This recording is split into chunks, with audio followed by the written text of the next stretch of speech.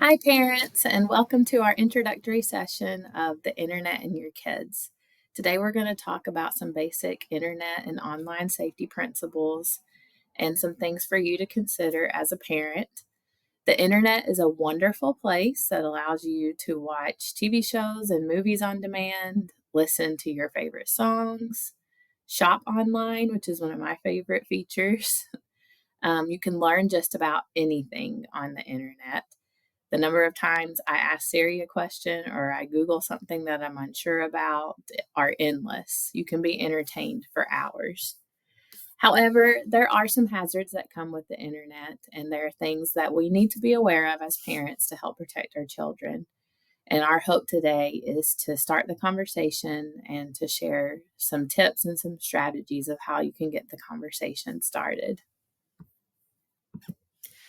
As I began researching this topic of internet safety and social media safety, the research is endless, and there's so many things that we could spend time talking to you about.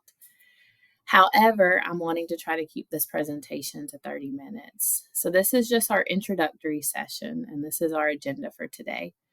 We plan to have some follow-up videos for you on different topics based on what you're most interested in learning more about. But today we're going to discuss starting the conversation with your kids and how to do that, some online risks you need to be aware of and your kids need to be aware of, internet safeguards you can put in place to help protect your kids, and we'll also talk about a couple of resources.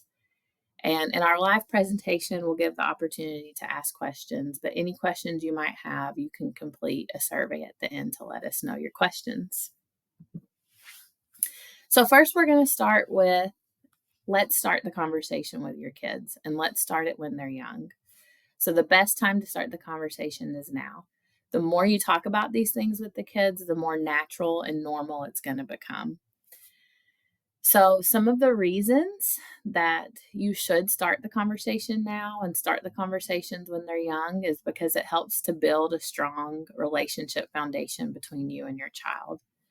It also helps to develop the level of trust between the two of you. In the future, it will help them to be more comfortable talking about uncomfortable topics or having conversations about things that they might have come across on the internet. The more we're discussing it and talking about it, the more comfortable they're going to feel coming to you. Also, talking through things that happen helps to develop your child's critical thinking and problem-solving skills. And it also helps to support your child's development of resiliency. And ultimately, the conversations you can have about online safety can also help them to stay safe offline and online. So just keep those things in consideration. That's why we need to start the conversation. So what are some of the things we should be talking about? Well, one is just accountability. Your kids should be talking to you about what they're doing online. They need to feel comfortable asking you if they need help or if they're unsure about an online activity. But you, as the parent, need to feel comfortable and you need to be in the know about what they're doing. Accountability is so important. Your kids need to know that you're going to be asking them what they're doing or watching online, or at any time you can look over their shoulder to see what they're doing. As a parent who's paying for the devices or the internet that they're streaming, or just the fact that they're minors and they're under 18, you have the right and the responsibility to check in on what they're doing. That can include checking their search histories to see what they've been viewing online, or to look at what apps they've been downloading, or even looking at messages that they're communicating with people. Ultimately, as the parent, you have the right to keep them safe. And you can kind of decide what boundaries you want to set in place. Some other topics that are recommended to discuss with your younger children, your elementary aged kids, is have conversations about netiquette, which is having online manners, how you should treat others online, the kinds of things you should and shouldn't post. You should be having conversations about appropriate and inappropriate content for them to view and what they need to do when they come across inappropriate content. You need to also talk about pop-ups when something pops up that is inappropriate, or if something pops up that they don't need to click on. Passwords and having safe passwords and not giving their passwords out to everybody. And then also just have conversations with them now about how you can't trust everyone you meet online. This is just something they need to learn early, is if someone reaches out to them that they know or that they don't know, we can't trust everybody online. And these are conversations you can start having with them now. A couple of things that I want to also just share are some recommendations for kids and for parents. It is recommended that you have your children keep their computers and their devices in common spaces, such as the living room or the dining room or somewhere where everyone can be, instead of taking these to their bedrooms. It just helps to keep another level of accountability. Additionally, if you do allow them to take their devices to their bedrooms, it is recommended that you at least consider not letting them have their screens in their bedrooms at night. Some people recommend screen-free bedrooms, which could also include TVs, that there should be no screens in the bedroom, and that children generally shouldn't view a screen for an hour to 2 hours before bedtime. That's just because looking at the lights of the TV screen or of their phone or of their tablet, that blue light kind of tricks the brain into thinking it's still daylight, and it's not helping them get ready for sleep. So instead of watching TV or watching their screens or being on their phone before bed, kids should do other things that don't include looking at a screen, and that was going to help them to fall asleep better, get more sleep, and be in a better mood the next day. So those are just some recommendations for parents. When it comes time, I know some parents have a rule that at nighttime they have to turn their phones in. So you can keep, let's just say you set a time of 8 o'clock, you can't be on your phones anymore, you got to turn your phones in. You can take that and keep that in your bedroom or in a safe place.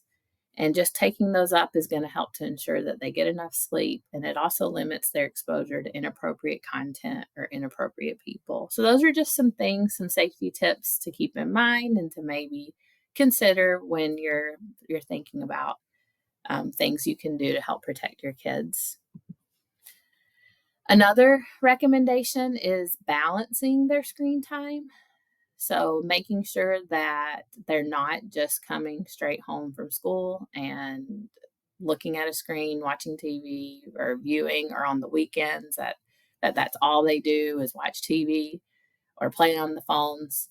With children getting smartphones at younger ages and also having access to TVs and tablets and video games, and I mean, even the schools give them one-to-one devices. They have tons of technology in their home, and they're getting a lot more daily screen time than previous generations. The Centers for Disease Control and Prevention, the CDC, reports the average daily hours by age group. So it starts with 8 to 10-year-olds. They're saying that now, this is as of last year, 8 to 10-year-olds are spending an average of 6 hours of online activity. That could be listening to music, watching TV, on playing video games. 11 to 14-year-olds are spending an average of 9 hours per day. And then 15 to 18-year-olds are spending an average of 7.5 hours per day. So you think about those 11 to 14-year-olds watching 9 hours a day. I mean, that's more than 2.5 full days of screen time. So one thing we can do as parents is to help balance their screen time with other valuable activities, such as playing outside or reading books with them or having them read books. Creative playtime, having them play with the toys that they have. Those things are all great to help both their mental health and their physical health, and it just helps them to be balanced. So those are some other things to consider when you're thinking about the internet and screen time. Some other things to start talking to your kids about is the netiquette, or the way that they should be acting on the internet, their manners. And it's a rule of thumb to always tell your children to be kind and respectful to others. So some of the things you can start talking with your children about is to be kind and respectful when they're interacting with people online. So if they have social media platforms like Facebook, or they're playing video games where they can chat with friends, encourage them to always remember to still be kind and respectful. It's really easy to type and say things behind a screen, whether you're chatting with someone or to even post something on someone's page. And a lot of times we say things online that we would never say in person. So I think it's good to start having conversations with your kids early about how they should behave when they're doing things online.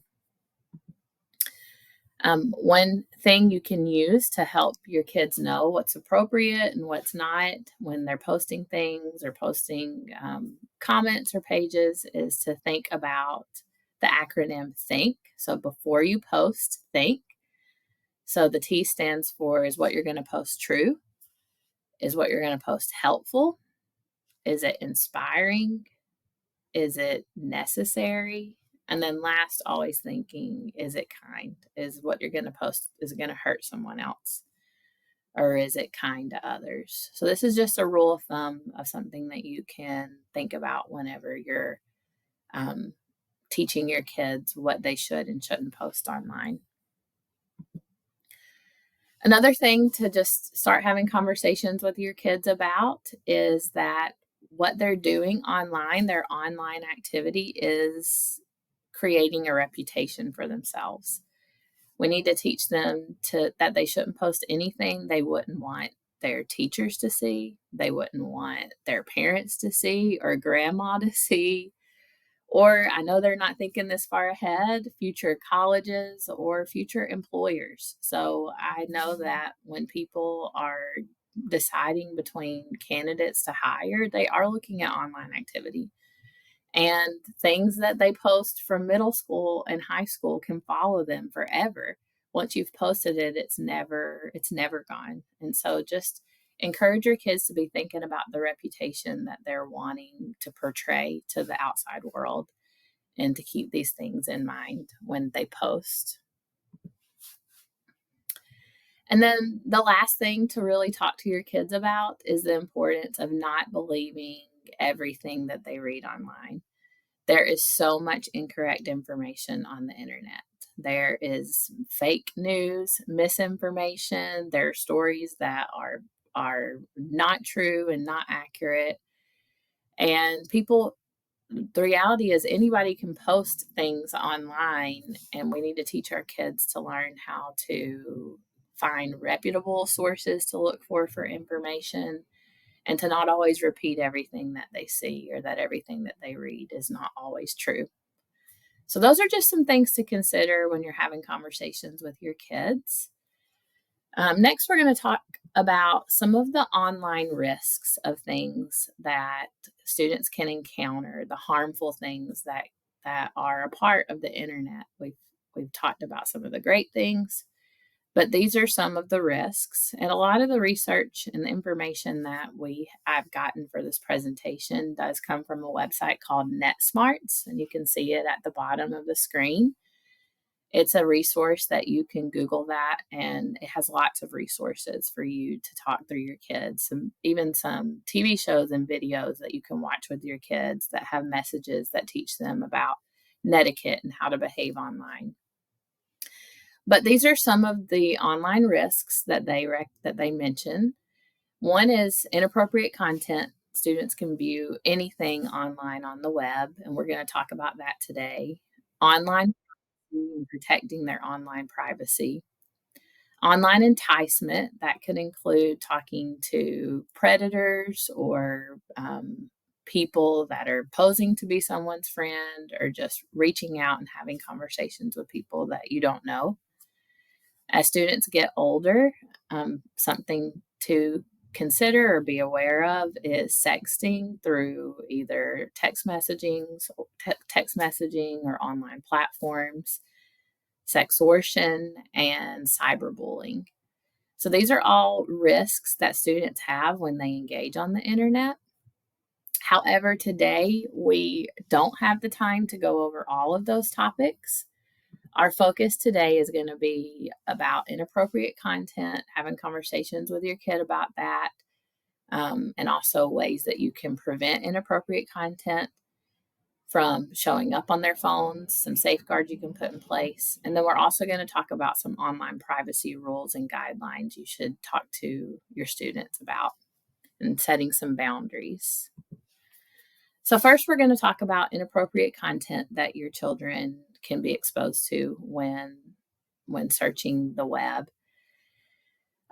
One is pornography. Students can be exposed to pornography just by accidentally typing something in on a Google search.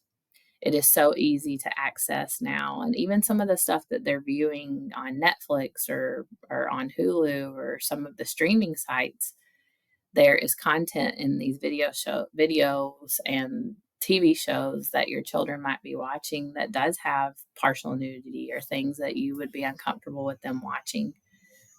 Another thing is excessive violence. A lot of the video game students are playing or TV shows that they're drawn to have a lot of violence, hate speech, or racism, or just talking really ugly to one another. And then also risky or illegal behaviors that make things like that seem okay and seem cool and seem fun. That could be underage drinking or drug use. And something else I know a lot of students are drawn to is scary or horror content. And that's just something to keep in mind because students' minds are being developed at this time, and we need to be careful with what we are allowing them to see.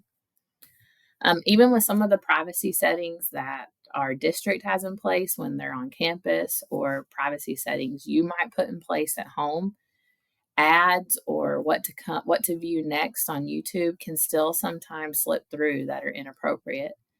So it's important to talk to your children about what to do when they come across inappropriate content. Occasionally, even sites such as YouTube Kids or Disney Plus is not always safe.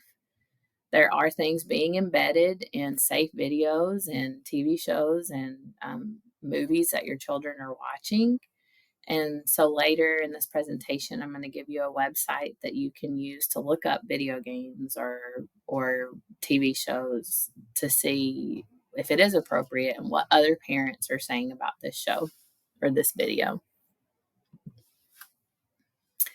So what can you do when your child is viewing inappropriate content or comes across inappropriate content? So the first thing, we've been having these conversations and you need to remain calm and not to frighten them. Listen attentively as they tell you about something that they came across today. Or if you ask them, what have you been viewing online? Give them the opportunity to be honest with you and be careful how you respond, but let them know and explain why things are not okay and why you don't want them watching certain things. If your child comes across something inappropriate or something that makes them uncomfortable, tell them it's not their fault. Answer questions that they may have of something that they've seen, because the reality is sometimes they might have seen something really inappropriate and it's an uncomfortable topic that you don't really want to talk about with them. But if they're not learning about it from you, they're going to learn about it from people at school who might give them wrong information. So be honest and open and answer questions when your children ask you about things. Even if it's uncomfortable, it's important that you're a safe person that they can come to. And then if they come across something, teach them and help them to report things that are inappropriate. One thing that you can tell your kids to do is start training them on what they should do if they come across something inappropriate. So, and these are things that I even put in place as an adult. If I'm watching something that has more language in it than I feel comfortable viewing, or it's something that's inappropriate, I stop watching the show or I turn it off or I find something else to watch. And these are things that they can see you model but then you can also teach them to do. So if they're watching something that is really scary and that they're scared, then teach them to turn off the screen or use the back button. Or if an inappropriate website comes up, tell them to turn it off and to go tell a trusted adult. And then you and your child together can report this inappropriate content to the website or to cybertipline.org. So just telling your students when they come across something inappropriate, giving them the tips and the strategies and the tools they can use when that happens. Additionally, what you guys can do together is to set up some privacy settings that we'll talk about a little more in the next session or section. How they can block ads or pop-ups that come up, and then teaching them how to report things. So these are all things that you can do to help prevent or help minimize the inappropriate things that they're exposed to. The next section, we're going to discuss online privacy tips and things that you should be having conversations with your kids about. So first is we're going to talk about the privacy or the online do's and don'ts. We'll talk about things for you to consider discussing with your children, but also some things for you as parents to think about as well. Things that stepped on my toes and things that I need to be mindful of. One thing you need to discuss with your kids is what kinds of pictures are appropriate to post online. You can tell your kids that they need to be careful about posting pictures of them in their bathing suits or bathroom pictures, that those can be triggering for people, and just to protect them and keep them safe, that they shouldn't do that. Have conversations with your children about not engaging in conversations with people that they do not know, or adding people to their social media platforms that they do not know, or chatting with people on their video games. Talk to your kids about not checking in to locations, like saying, "Hi, me and my friends are watching the Taylor Swift movie at the theater." That lets people know where they are at that time. So teaching them not to check in at locations. These are all things that they need to be considering for online privacy and just things to keep them protected. Also, you need to talk to your kids about sending, viewing, or sharing explicit or provocative pictures to their friends, or what happens if somebody sends them a picture that is not appropriate. Those are conversations that as your kids get older, you might need to be discussing so they know what to do when that happens, and they know that they can come to you when that happens. So some tips for privacy: if and when you allow your students to get social media accounts such as Facebook or Instagram or TikTok, or even play certain video games, there's some things to consider telling them not to put on their profiles. So you need to tell them to keep their personal information private. Do not share their passwords with other people. Don't even put their actual true name. If their name is Melissa, like myself, you can have them, change their name to Mal or something like that, to where people can't find their actual identity. Tell them they should never put your address and where you live, or your location, their phone numbers, their email addresses, or even their birthdays, their actual birthdays, because these are all things people can use to search and get information. If they have your birthday or have certain information and they know passwords, you can get into people's bank accounts knowing those things. If you know the birthday, some of the questions that they ask, so just tell them to keep those things private. Another thing just for parents to be aware of is most sites require students to be at least 13 years old or older to create an account. And the reasons they do that is because that is what they deem and they feel is an appropriate age for children to have these sites. So just keep that in mind when deciding to allow your kids to have Facebook or Instagram or something like that. Some of the risks involved in sharing personal information could include cyberbullying, online enticement, which is the predators, sextortion, hacking, stalking, identity theft, and then being targeted for online scams. So these are all reasons that your kids need to keep their personal information private. What are some things you can do as a parent here? You need to establish some clear rules and boundaries about what they are allowed to share online and what they aren't. This includes what kind of pictures they're allowed to post. Learn about how they can report things and teach them how to do that. Help them set privacy settings on their Facebook account or on their Instagram account where just not the whole public can't see it, but only their friends can see it. Teach them how to create strong passwords and to tell them not to share their passwords with their friends. Tell them to talk about their friends list and whether it's okay to accept a stranger. And also have them create a safety plan. If there's ever somebody that communicates with them that makes them feel uncomfortable, they need to have a plan for what to do. Next is just you deciding as a parent about whether or not you want them to accept friends or family members that they don't know.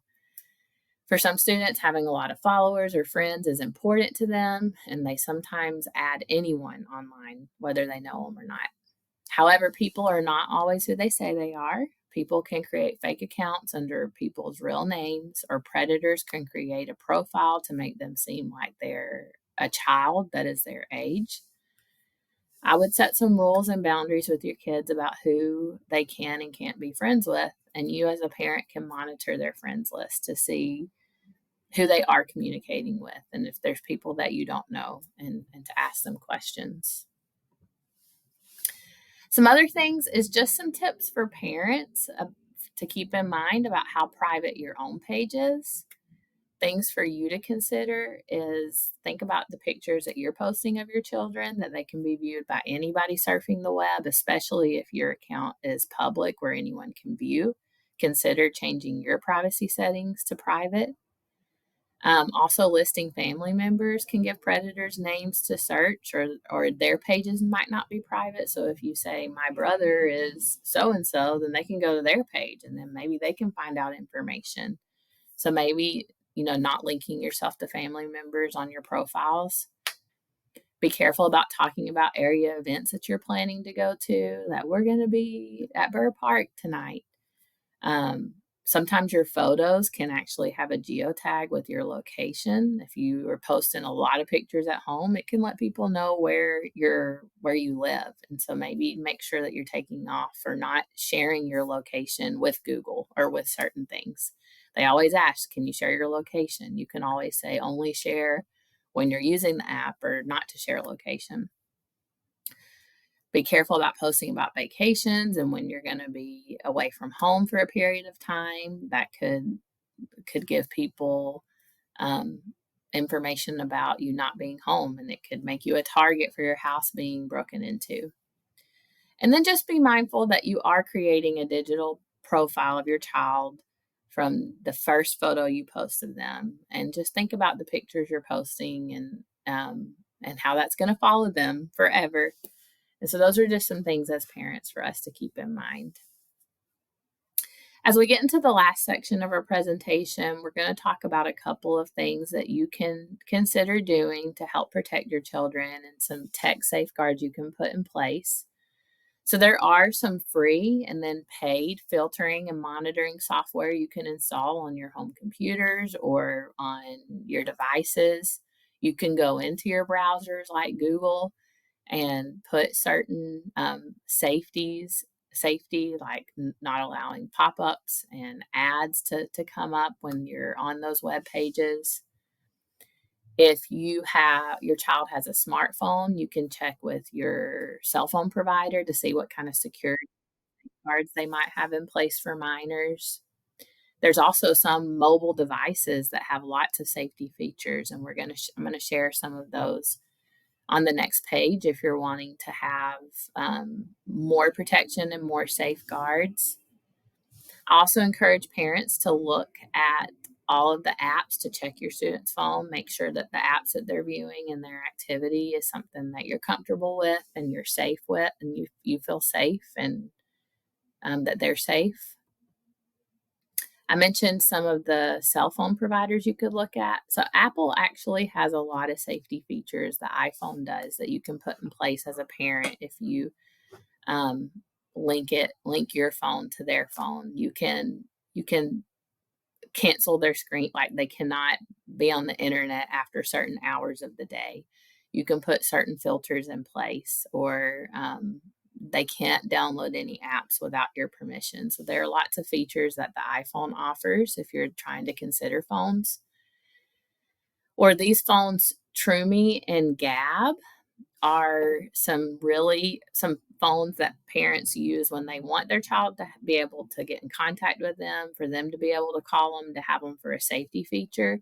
But there's a lot of features on each of these phones. Some of these phones don't even allow them to just search the internet. You have to accept the friends that they add to their phones. So these are just some things to keep in mind if you are thinking about getting them a phone, but you don't want them to have access to the World Wide Web. Another resource that I want you to save on your computer or on your phone is Common Sense Media. So we talked about how if you don't know about a certain website or video game or TV show, you can go to Common Sense Media and search the movie that your child really wants to see if it is appropriate and what kind of content. Parents rate that, and people let you know that it has this kind of language in it, or it's violent. It kind of gives you that information. And it also gives you information about certain apps that your children might use. So definitely check out commonsensemedia.com. It is parents that check out these things and then they rate them for other parents. And then Google Family Link is something that you can download to help put some privacies and some things, as well as the Online Safety Center. It shows you some tips of things you can put online. So check out those resources as well. And then lastly, there is so much more information that we could talk about on this topic. And you might have some questions. And so what we want you to do, if you have questions or there's another topic you want to learn more about, we want you to scan this QR code. The number one, let us know that you have viewed this presentation. This will give you credit for viewing the presentation. Also, there is a part on the survey for you to ask any questions that you may have from the presentation, and then to also just let us know what you want to learn about next. So thank you so much for taking the time to view this information. We hope that you will join us on some of our other series of videos. And ultimately, our goal is to help keep your kids safe and to give you the tools to keep your kids safe. So thank you for taking the time to view this presentation.